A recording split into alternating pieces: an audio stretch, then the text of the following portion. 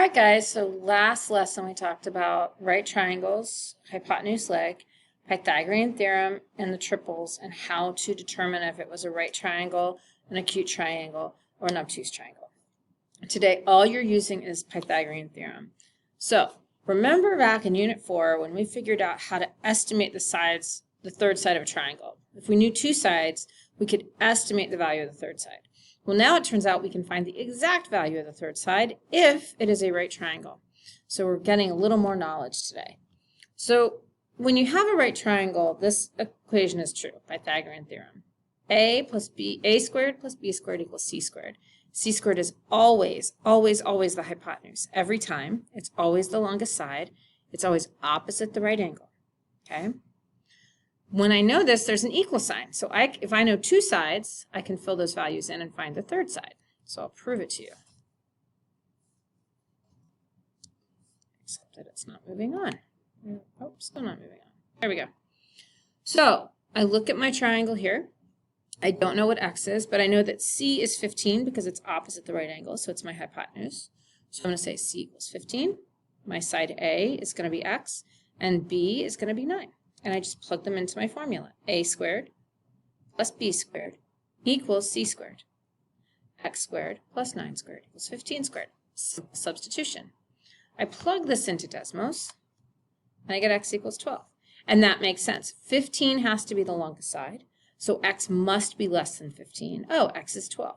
So now I didn't just estimate that my side has to be between 6 and 24, I figured out exactly what my side has to be because I know I have a right triangle. I can solve this, okay? Now I'm looking at this, and I have C is 65 because it's my biggest side, and then my two legs are 25 and x. And it doesn't matter which one is A and which one is B. Never does. I substitute them into the formula. A squared plus b squared equals c squared. Plug that into Desmos, and I get 60. Easy. Easy. Okay. Now I'm looking here. C is going to be x because it's my longest side. It's the side opposite the right triangle. Remember, the right angle symbol usually points like an arrow to my hypotenuse. And it doesn't matter if 6 comes first or 8 comes first. Plug them into my formula. And what happens is I get x squared is 100, x equals 10. Okay. Now let's look at a special one. Same idea, right? C is the hypotenuse, so x. A is 16, B is 33. I plug them into my formula just the way I always do. C squared, or A squared plus B squared equals C squared. And I'm going to end up with an ugly number, right? When you do this on Desmos, you're going to get 28.862 when you plug this into Desmos, okay? If you did this by hand, you would have gotten the square root of 833. To get 7 square root of 17, what you do is you're going to go to Desmos. So you go to Desmos, and if you're looking at a multiple choice test, so you have your answer 28.8, you type all your multiple choice answers in. And until you get one that matches exactly to what you had on your problem, that's going to be your answer. You might get 2 that match. And when you get 2 that match, you always pick the one that has the biggest number on the outside, okay? So what you do is you take the answer you get from Desmos. If this is the answer shown on a multiple choice question, you type it in and see if the decimals match, okay? That's what you're going to do. So now, let's go back a little bit. So 28.862 would match to 17, square root of 17. Okay, and you just check it if you have a multiple choice. And we'll go over this again.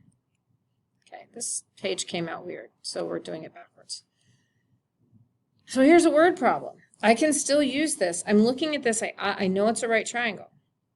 So you're using your headphones. I want to see you label your triangle, right? It says the bottom of the ladder must be 3 feet from the wall. So this must be 3.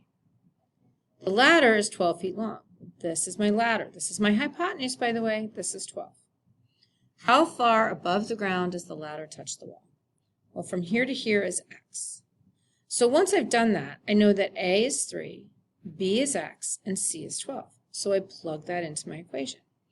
You guys are going to plug this into Desmos, and you tell me what x is on this side, Okay, so you're going to label your triangle, tell me what X is, show me your notes, let me know that you did it. Yes, I'm going to grade it. Golly. Okay. Here, whoops, let me go back. I'm going to draw a triangle that goes on my grid, right? So this is 6, 8. I don't know the distance from here to here, but I know I went 6 units this way and 8 units up. So now I can draw a triangle. I can even put it on the grid if I want. This triangle, let's see if I can do that one. Yeah, unfortunately it blocks out the grid, but you can, if I'm looking at this, I know I'm going from 0 to 6, that's how I got my base, and then I go up to 8 to get my height. So I know these are my values. So I'm going to say A is 6, B is 8, and my hypotenuse is X because that's opposite my right angle. I'm going to plug that into Desmos, and you guys tell me what you get for your answer. And you are done. Now you have a math space to do, but let us check this and then do your math space.